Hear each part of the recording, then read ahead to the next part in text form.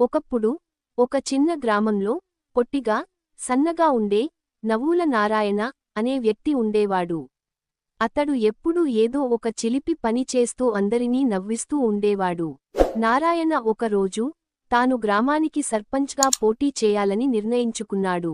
ఈ వార్త వినగానే గ్రామ ప్రజలంతా ఆశ్చర్యపోయారు. ఎందుకంటే నారాయణకి రాజకీయాల గురించి ఏమాత్రం తెలీదు. నారాయణ తన ప్రచారాన్ని ఒక వినూత్న పద్ధతిలో ప్రారంభించాడు. అతడు ప్రతి ఇంటికి వెళ్లి తాను సర్పంచ్ అయితే అందరికీ ఉచితంగా బెల్లం పానకం పంచుతానని చెప్పాడు. ప్రజలు అతని మాటలు విని పగలబడి నవ్వారు. ఎన్నికల రోజు వచ్చింది. నారాయణ తన ఓటు వేయడానికి వెళ్లాడు. కానీ పొరపాటున తన చేతి వేలికి ఇంక్ వేయించుకోకుండానే బ్యాలెట్ పేపర్ తీసుకున్నాడు. పోలింగ్ అధికారి ఈ విషయాన్ని గమనించి నారాయణను మందలించాడు. నారాయణ సిగ్గుపడి నవ్వాడు. ఓట్ల లెక్కింపు పూర్తయింది.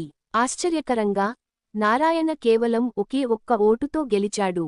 ఆ ఒక్క ఓటు కూడా అతనిదే. ప్రజలు నవ్వు ఆపుకోలేకపోయారు. అప్పటి నుండి నారాయణ ఒంటరి సర్పంచ్ గా ప్రసిద్ధి చెందాడు. నారాయణ తన పదవీ కాలంలో ఒక్క పని కూడా సరిగ్గా చేయలేకపోయాడు.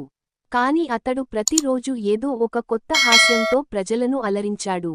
చివరికి అతని పదవీకాలం ముగిసిన తర్వాత కూడా ప్రజలు అతనిని నవ్వుల నారాయణ గానే గుర్తుపెట్టుకున్నారు. నారాయణ సర్పంచ్ పదవీకాలం ముగిసిన తర్వాత గ్రామ ప్రజలు నిజంగానే ఊపిరి పీల్చుకున్నారు. అతను ఒక్క పని కూడా సరిగ్గా చేయలేకపోయినా అతని చిలిపి పనులు, హాస్యంతో గ్రామంలో ఎప్పుడూ నవ్వులు పూశాయి. కాని ఇప్పుడు గ్రామానికి నిజమైన నాయకుడు కావాలని ప్రజలు అనుకున్నారు. కొత్త సర్పంచ్ ఎన్నికలు దగ్గర పడుతుండగా గ్రామ పెద్దలు ఒక సభ ఏర్పాటు చేసి ఇకపై ఎలాంటి రాజకీయ జోకర్లు రాకుండా చూసుకోవాలి అని నిర్ణయించుకున్నారు. ఆ సభకు నారాయణ కూడా వచ్చాడు. ఎప్పటిలాగే చిరునవ్వుతో చేతిలో బెల్లం పానకం గ్లాసుతో అందరినీ పలకరించాడు. సర్పంచ్ అభ్యర్థుల పేర్లు అడుగుతుండగా అనూహ్యంగా ఒక యువకుడు లేచి నారాయణ గారు మళ్లీ పోటీ చేయాలి అన్నాడు. జనం ఆశ్చర్యపోయారు. ఆ యువకుడు వివరించాడు.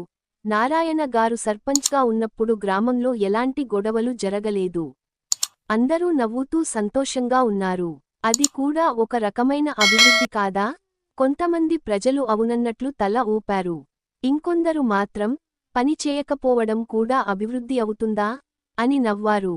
కాని నారాయణ ప్రచార పద్ధతి, అతని చిత్తశుద్ధి, పని చేయలేకపోయినా అందరినీ నవ్వించాలనే అతని తపన కొంతమంది యువకులను ఆకర్షించింది. ఈసారి నారాయణ ప్రచారాన్ని యువకులు తమ భుజాలపై వేసుకున్నారు. వారు ఇంటింటికి వెళ్లి గ్రామానికి కావాల్సింది ఒట్టి పనులు కాదు, నవ్వులు పూయించే మనిషి అని ప్రచారం చేశారు. నారాయణ మాత్రం ఎప్పటిలాగే బెల్లం పానకం పంచుతూ చిన్న చిన్న చిలిపి పనులు చేస్తూ కనిపించాడు. నారాయణ రెండోసారి సర్పంచ్గా గెలిచిన తర్వాత గ్రామంలో ఒక వింత మార్పు వచ్చింది. అతను పెద్ద పెద్ద రోడ్లు వేయించలేదు, ఆకాశహర్మ్యాలు కట్టించలేదు. కాని ప్రతి ఆదివారం గ్రామం మధ్యలో నవ్వుల రచ్చబండ కార్యక్రమం మొదలుపెట్టాడు. అక్కడ ఎవరైనా సరే తమ బాధలను మర్చిపోయి నవ్వుకోవాల్సిందే. ఒకరోజు పక్క ఊరి జిల్లా కలెక్టర్ తనిఖీకి వచ్చారు. నారాయణ ఆఫీసులో లేకపోవడం చూసి ఊరి మధ్యలో ఉన్న రచ్చబండ దగ్గరికి వెళ్లారు. అక్కడ నారాయణ అందరికీ బెల్లం పానకం ఇస్తూ ఒక గాడిదకు దండ వేసి దానికి గ్రామ గౌరవ కార్యదర్శి అని బిరుదు ఇస్తూ కనిపించాడు. అది చూసి కలెక్టర్ కోపంతో, ఏమిటి నారాయణ గారు ఈ పిచ్చి పనులు? సర్పంచ్గా మీ బాధ్యత ఇదేనా అని గద్దించారు. నారాయణ ఏమాత్రం భయపడకుండా, అయ్యా కలెక్టర్ గారు, మనుషులకి పనులు చెప్పి చెప్పి విసిగిపోయాను. అందుకే ఈ అమాయకపు గాడిదకైనా నా బాధలు చెప్పుకుందామని ఇలా చేస్తున్నాను అన్నాడు.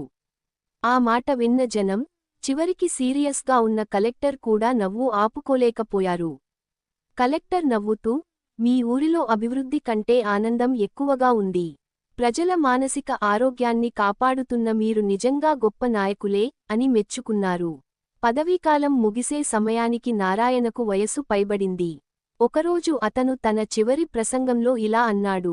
నేను మీకు ఏమీ ఇవ్వలేకపోయాను, కానీ నా వల్ల మీరు ఒక్క నిమిషం నవ్వుకున్నా నా జీవితం ధన్యమైనట్టే.